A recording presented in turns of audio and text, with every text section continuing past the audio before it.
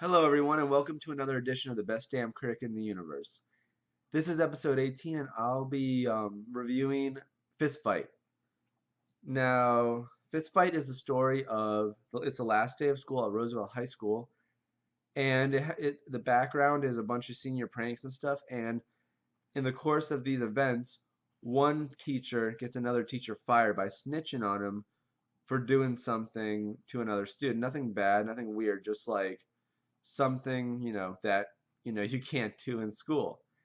But anyways, let's get and also and finally, this teacher, he challenges the teacher that snitched on him to a fist fight. So let's get into characters now.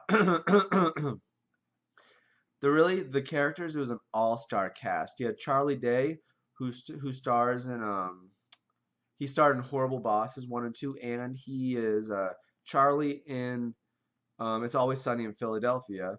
He plays the main character, Andy Campbell. And I really like this character, man. Like in the beginning, Andy Campbell's sort of a wussy. And they have a great, character arc where he's trying to stop this fist fight from happening, and he's gaining more and more confidence as he does until finally he realizes what he's got to do, and that's getting a fist fight. So great character, and the other characters were great. I mean, Ice Cube played Strickland, the teacher that challenges Charlie Day's character Andy to a fist fight, and then you have Tracy Morgan, who plays Coach Crawford, the PE coach, who's Andy's best friend, and you have Jillian, Jillian Bell, who plays Holly, the drug addicted guidance counselor.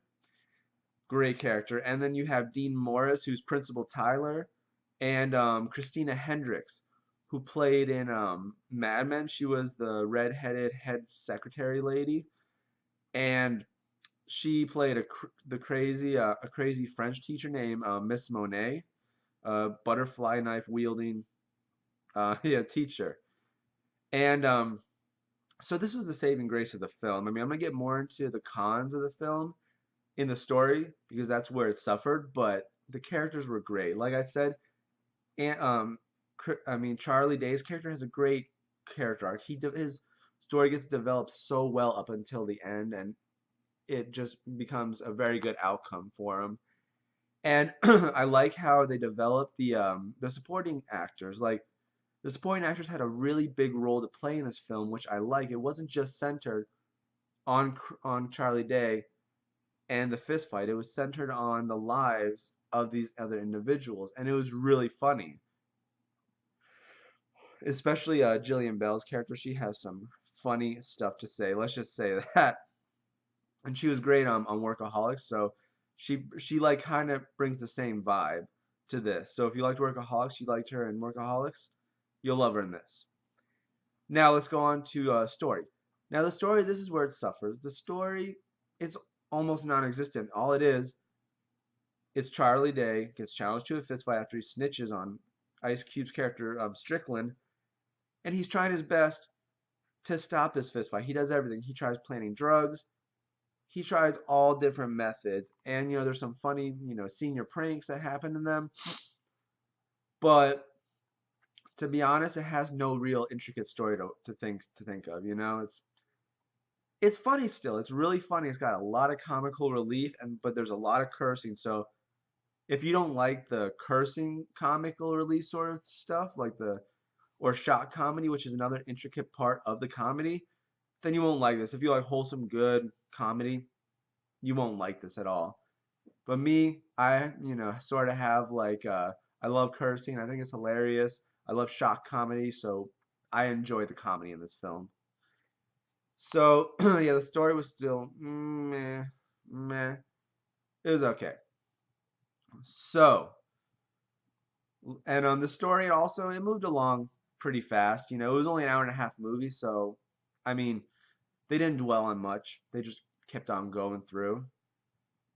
And also, there's a little subplot about his daughter's what's it called talent show, which I'm not gonna spoil anything, but it's hilarious how that ends up. It's really funny how that ends up. So if you watch the movie, look for that part. Just remember, it involves a Big Sean song. That's all I'm gonna say. So finally, let's go to production value. Now, production value was good. It wasn't a high budget film. You could tell with the sets, like the sets and locations. There was only like three, maybe four. It was pretty simple. I mean, it was a school, a shopping center, and you could see there was one location that was interchangeable, like a police station and a jail. So I mean, there's like 4 to 5 locations, nothing big. Camera angles were normal up until the fight. In the fight, they really had some cool camera angles. They had some overhead views. They had some like first person views when they were fighting, and it was interesting. Those camera angles were good. I got to give it to them on that one. You know, that bumped it up a little bit in my opinion. So production value was pretty good. Mediocre, good at the end, I would say. So I would give this film a 6 out of 10. I mean, it's not going to win any Oscars, but it's really funny. The characters are very well developed. It's an all-star cast, but the story is where it suffers the most. I mean, if it had a intricate story of some sort, like, I don't know, I can't think of anything to be honest, but it just doesn't, so I have to give it a 6 out of 10. I mean, it's still pretty good. It's worth it's funny. It's really funny. I enjoyed it. I didn't mind spending $10 to go to the movies to go see it. So if I was you, I'd see it. Why not? So, like I said, 6 out of 10. So before you go, please, please, please subscribe to this YouTube channel, the best damn critic in the universe. Like my Facebook page, the best damn critic in the universe. Follow my Instagram, the best damn critic in the universe, all one word. And I have a Twitter page now, so you need to go follow that. It's called the best damn critic. I couldn't fit the best damn critic in the universe in there for some reason. It wouldn't let me, with Twitter and characters, but whatever. So please, please, please follow all my social media, and on for Twitter and Instagram, please um, hit subscribe to the pop-up notifications, whatever. So you know whenever I post something, you'll get a push notification. So thanks for watching. This is the best damn critic in the universe. Signing off.